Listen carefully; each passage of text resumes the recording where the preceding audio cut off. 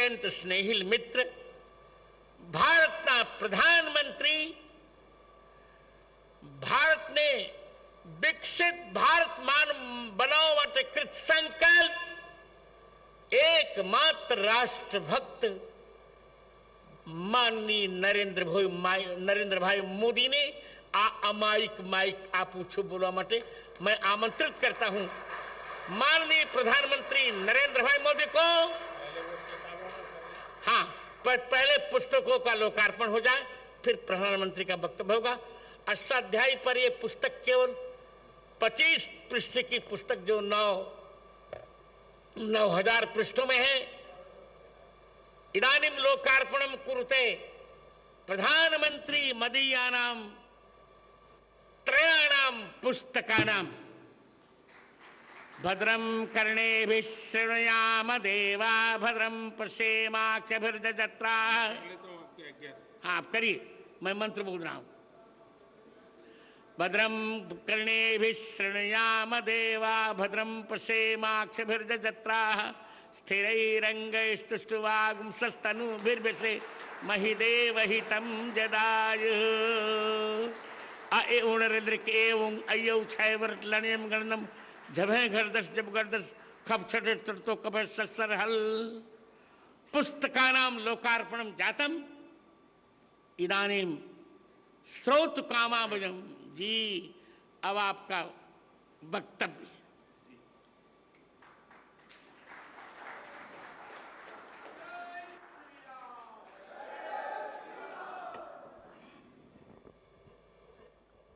नमो राघवाय,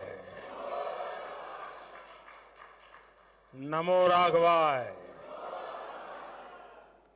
हम सबको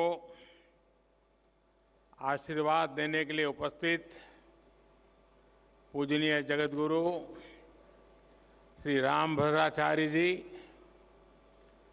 यहाँ पधारे हुए सभी तपस्वी वरिष्ठ संतगण, ऋषिगण, मध्य प्रदेश के राज्यपाल श्री मंगूभाई पटेल, मुख्यमंत्री भाई शिवराज जी, उपस्थित अन्य सभी महानुभाव, देवी और सज्जनों, मैं चित्रकूट की परम पावन भूमि को पुनः प्रणाम करता हूं। मेरा सौभाग्य है कि आज पूरे दिन मुझे अलग अलग मंदिरों में प्रभु श्री राम के दर्शन का अवसर मिला और संतों का आशीर्वाद भी मिला है।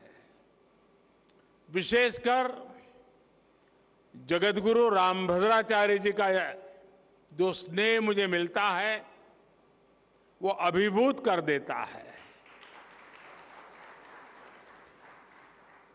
सभी श्रद्धेय संतगण, मुझे खुशी है कि आज इस पवित्र स्थान पर मुझे जगतगुरु जी की पुस्तकों के विवाचन का अवसर भी मिला है। अष्टाध्यायी भाष्य, रामानंदाचार्य चरितम और भगवान कृष्ण की राष्ट्रलीला,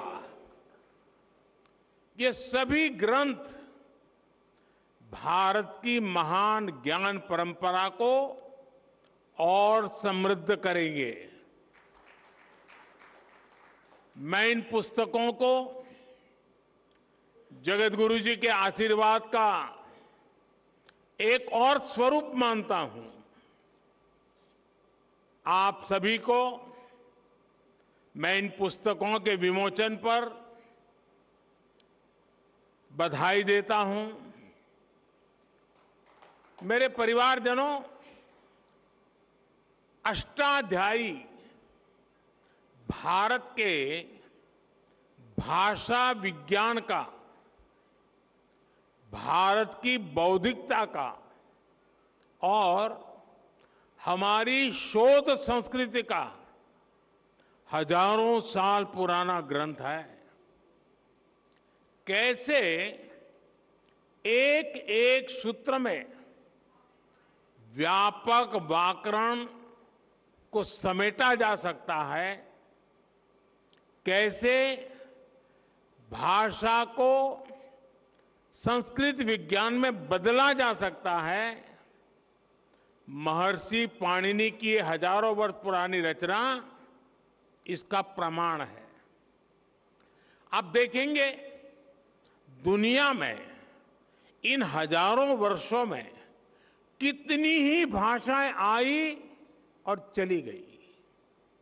नई भाषाओं ने पुरानी भाषाओं की जगह ले ली, लेकिन हमारी संस्कृत आज भी उतनी ही अक्षुण्ण, उतनी ही अटल है।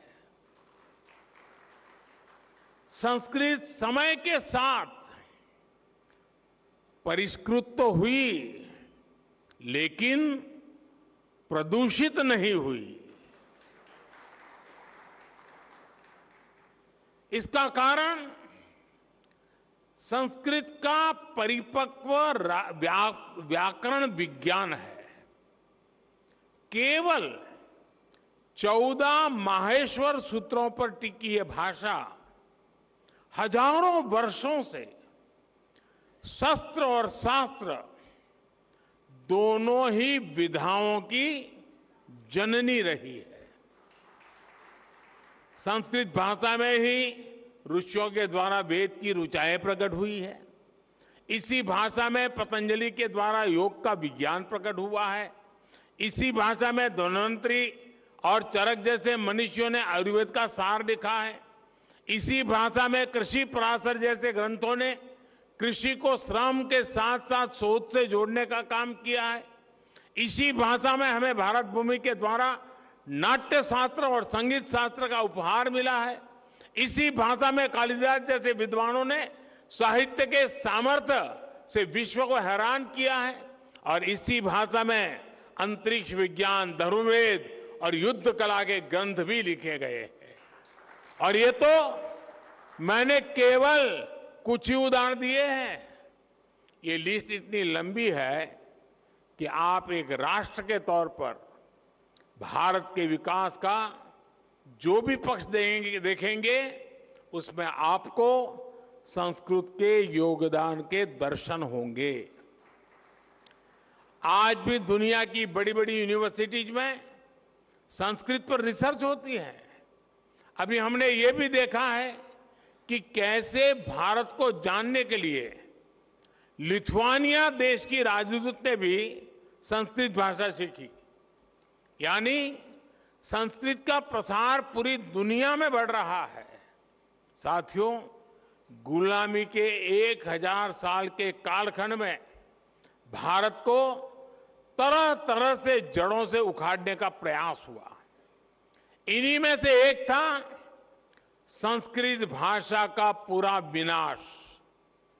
हम आजाद हुए, लेकिन जिन लोगों ने गुलामी की मानसिकता नहीं गई, वो संस्कृत के प्रति वैर भाव पालते रहे।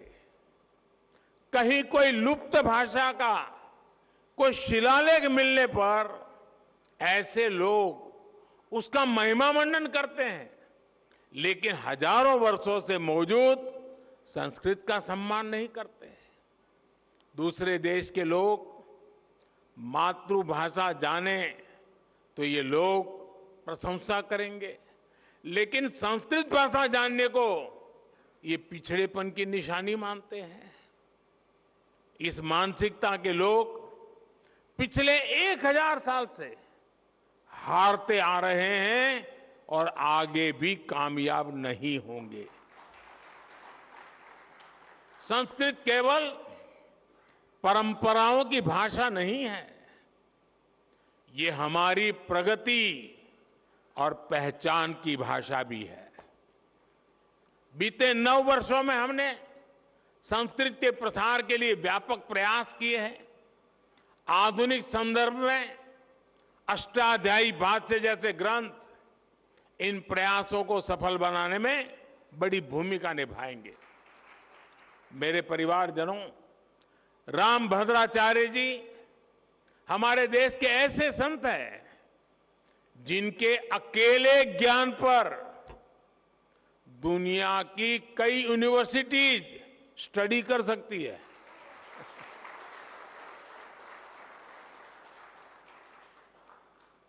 बचपन से ही भौतिक नेत्र न होने के बावजूद आपके प्रज्ञा चक्षु इतने विकसित हैं कि आपको पूरे वेद वेदांग कंठस्थ है।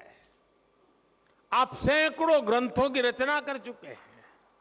भारतीय ज्ञान और दर्शन में प्रस्थानत्रयी को बड़े बड़े विद्वानों के लिए भी कठिन माना जाता है। जगत गुरु जी उनका भी भाष्य आधुनिक भाषा में लिख चुके हैं। इस तरह का ज्ञान, ऐसी मेधा व्यक्तिगत नहीं होती, ये मेधा पूरे राष्ट्र की धरोहर होती है।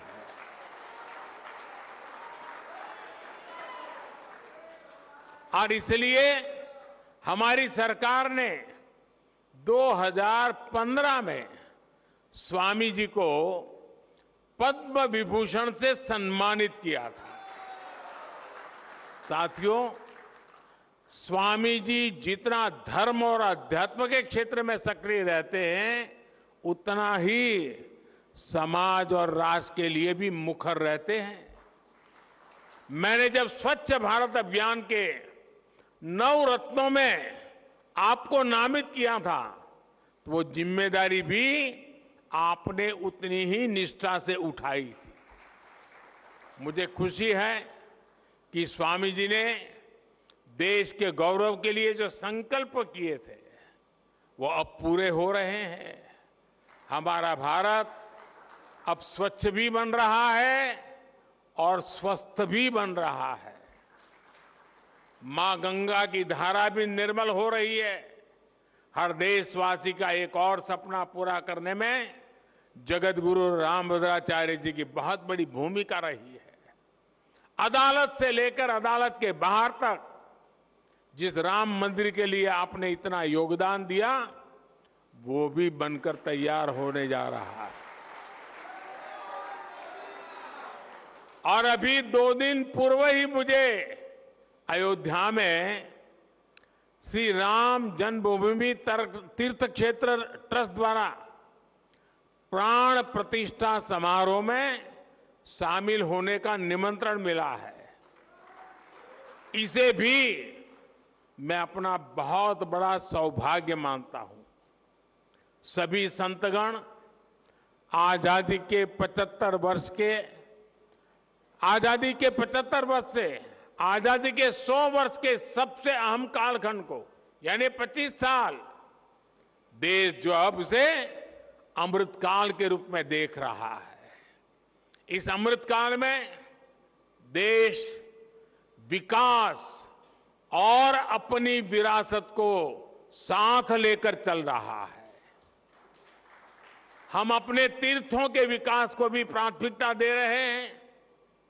चित्रकूट तो वो स्थान है जहां आध्यात्मिक आभा भी है और प्राकृतिक सौंदर्य भी है।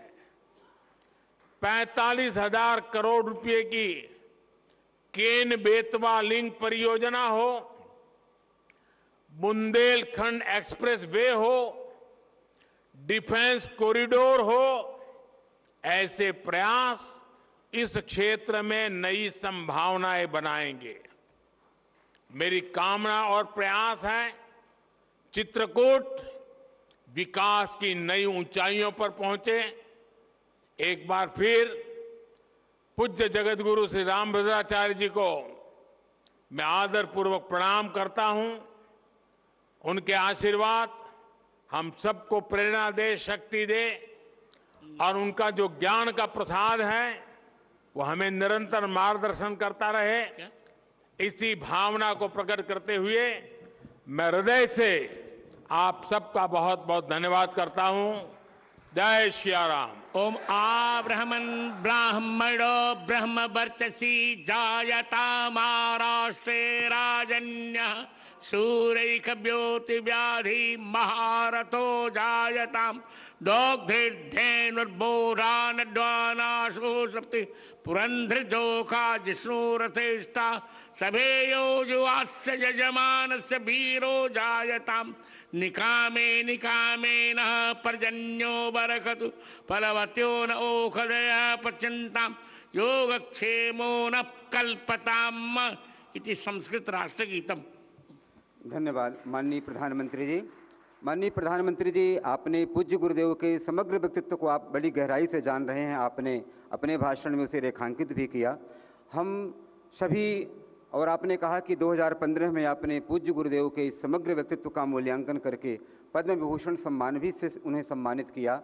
हम सभी सभासद और हमारे देश की करोड़ों जनता आपसे निवेदन करती है कि ऐसी विलक्षण विभूति जो इस परिस्थिति में रह कर के वो जिसने विश्व जनमानस को मतलब 230 ग्रंथ अद्भुत, और आज जिन 9 ग्रंथों का लोकार्पण हुआ, एक सूत्र में बड़े बड़े पंडितों को पसीना आता है व्याख्या करने में, उसकी 9000 पेजों में व्याख्या प्रस्तुत करके जो एक लोकोत्तर कार्य किया है, उनके समग्र सामाजिक सेवा, समग्र आध्यात्मिक साधना और उनकी सारस्वत साधना का मूल्यांकन करते हुए उन्हें भारत के सर्वोच्च सम्मान से सम्मानित किया जाना चाहिए। ऐसा हम सभी सभासद और हमारे देश की जनता आपसे विनती करती है। इन्हीं शब्दों के साथ आपके प्रति बहुत बहुत आभार, धन्यवाद।